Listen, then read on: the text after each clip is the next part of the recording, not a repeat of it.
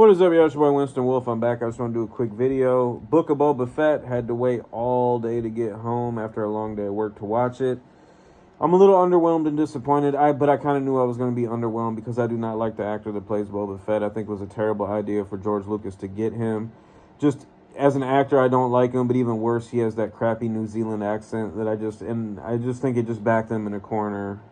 And it just limited the possibilities of what that character could be with an actual good actor. Another thing, when he has the mask on, the way he delivers the lines, I don't know if it's because he's, probably he's not recording them at that moment with the mask on. He's doing it later on. So I don't know if that has something to do with his performance, if he needs other actors around and needs to be in the moment to actually deliver believable dialogue. But I just don't like the way he does it, especially compared to the original voice actor from Empire Strikes Back. And, the physicality, because Jeremy Bulloch was in the suit. I can't remember what the original voice actor's name was. But Jeremy Bulloch, the physicality he brought to the role, just the way he moved, and then mixed with that voice actor's voice, it just matched perfectly. This guy, I don't really like it. It's not, like, incredibly terrible. It's serviceable, but it just doesn't live up to the standards and the coolness that those other two actors brought to it. And it never has. Jango Fett either. Another thing that I did not like about this was, and you've probably already seen this, so spoiler alert, the whole Tusken Raider kid thing when he takes him and the Greedo guy, I can't remember what their race is called, but he takes them out to the desert to dig for those water pod things. And the kid walks up to him and gets ready to hit him with the stick, and he just grabs it, and he's like, "Careful, young man, I need water too," or whatever like that. Why not just escape then? Did I miss something? I don't know. That just was nonsensical to me. Another thing was how ruthless Boba Fett had been. Not only in the movies, you could argue either way with the movies because he didn't spend that much time in Empire Strikes Back or Return of the Jedi or the Star Wars Christmas special that he debuted in. But with those movies, combined with the books, combined with the comic books, combined with everything else, Boba Fett was this ruthless, take no prisoners bounty hunter. Even Darth Vader had respect for him because of how ruthless he is. Now, all of a sudden, he has a heart. Granted, we're still in the first episode, and they're showing the whole backstory of how he escaped from the Sarlacc pit. So I'm willing to give that a little time for that story to flesh out. But it almost seems like he's just going to win over the Tusken Raiders and then somehow just gain humanity and all this stuff. Because early in the episode, when they flash back to the, present time where he's taking over Jabba's palace and he's going through Mos Eisley and he's going to the different business owners and he's basically telling them, there's a new mob boss in town. You're going to have to pay up. It's me. He's talking about, I don't want to rule with fear. I want to rule with, respect and all this other stuff. It's like, what? This is the same Boba Fett that Darth Vader was like, no disintegrations. Because he knew that if you gave him an option to bring a bounty in, dead or alive, it was most likely going to be dead.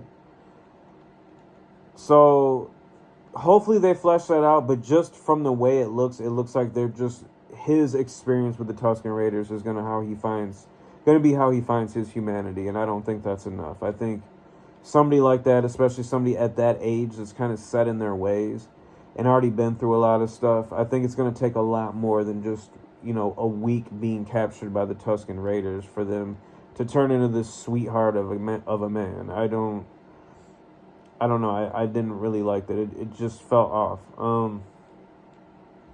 And just, the sidekick girl. The Asian chick from The Mandalorian, I'm not feeling that either. I'm not feeling it. I feel this is missing an element.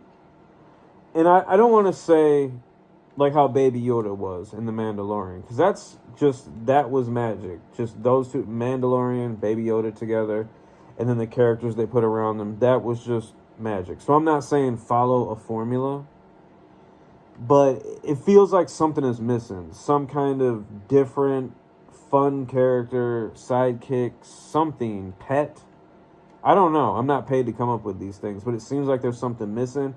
And if they thought the Asian sidekick was it, that was going to be their Baby Yoda or whatever, It's not. They need something else. Hopefully something else pops up in that.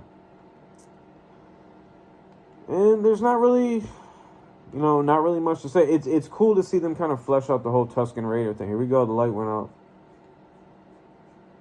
All right.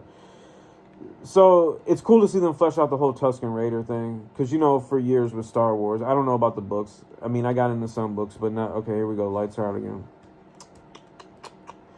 So I'm playing 2K22 and I didn't bother turning another light on. So the screen's going in and out.